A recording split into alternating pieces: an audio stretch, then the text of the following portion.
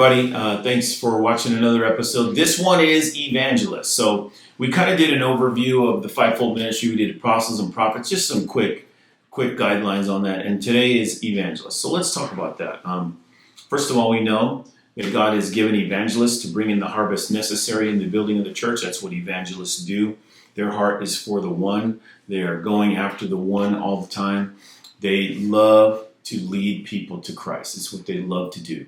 And every time a new person comes in, heaven is celebrating with the evangelist, because that's what the evangelist lives for. So the evangelists are outward focused, and they need to see people saved in order to sense that God is with them. This is just something that evangelists need. Evangelists need the church behind them, and they need the church to partner with them, even financially in the outreach process. So churches need to get with evangelists. I know churches have a hard time with evangelists, I think, because the evangelists are always pointing out and they want people to be excited about God. The church can often reject evangelists, and this should not happen. We should be embracing the evangelists, embracing their fervor, embracing their excitement and their passion, and we should get behind them and throw finances at their outreaches so that they are bringing people into the kingdom. And it doesn't have to always be in the church locally. It can be for anywhere, but they must be bringing people in. So we need to be behind them. So without this, if we don't get behind the evangelist, then the evangelist will tend to lash out at the church, seeing them as lazy and missing the point. And they're not wrong on that. They're often not wrong, but they just get a little frustrated and they will lash out. So the church has to step up and say, no, we got your back. We're with you on this.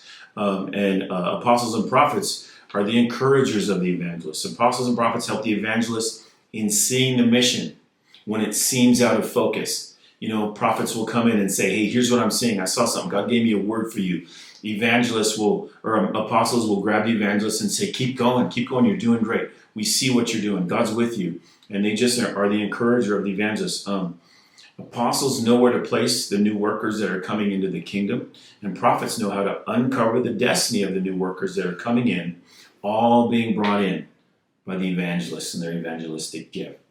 An evangelist sees other evangelists, and they know how to grab hold of them and get those people evangelizing with them. And if you're an evangelist or you have an evangelist to call, now look, everybody should be evangelizing in some way. That's just, it's not, but an evangelist, an office evangelist, oh man, they do it on another level. It wouldn't matter if an evangelist was at a big meeting and preached on tithe. They would win people to Jesus. They just would, because that anointing is there to win the lost. So they just will. So we've got to get behind evangelists and get with them.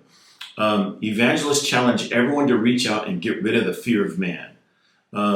Evangelists often work in miracles, as that is what's needed in the places they go. Evangelists work in miracles. They work together. Evangelists are fiery, outspoken saints that are fearless. They will not be placed under the thumb of leadership, if you've ever noticed that. If you're a heavy-handed leader, you're going to have a really hard time corralling the evangelist to stay underneath your thumb. It's just not going to happen. By the way, that's just not the way to do it. You should just be lifting up the evangelists. Apostles and prophets should just be lifting them up to where they're supposed to be. But they won't come under the thumb of that. It's not going to happen. Though they have to honor leaders, there's no reason to put our thumbs on them. You know, evangelists, they're so fiery, man, and so full of passion. You know, and you know, if you're an evangelist, you do need to honor the leaders in the house where you are, because not everybody has the same evangelistic fervor and passion that you do, and we get that, we understand that, but have patience with us too, with everyone. Trusting God, we understand that there is no mess that can be made that's too big for God. So there's no reason to try to corral evangelists and keep them stuck.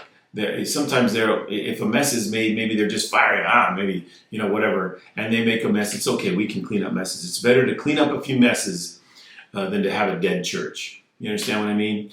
It's better to clean up a few messes than have a dead church. So many dead churches, packaged little ministries with their little bow on top, are dead because they won't allow God to move for fear of a mess. Like I said, you can clean up messes really easily, but a dead church ain't no fun. So evangelists need to bring new believers into the church and then drop them off. Then they move on to the next soul in the harvest. So don't expect evangelists to disciple and train everybody. They're bringing them to us and saying, you disciple and train them, and we're supposed to. We need to do that. And the evangelist is going to go right back out and bring in some more. So I hope that helps you if you have an evangelistic call or gift, and you've noticed some of those things as you've been walking with God. I hope that helps you. But be blessed in it, and then we'll be back with the rest. So thanks for watching.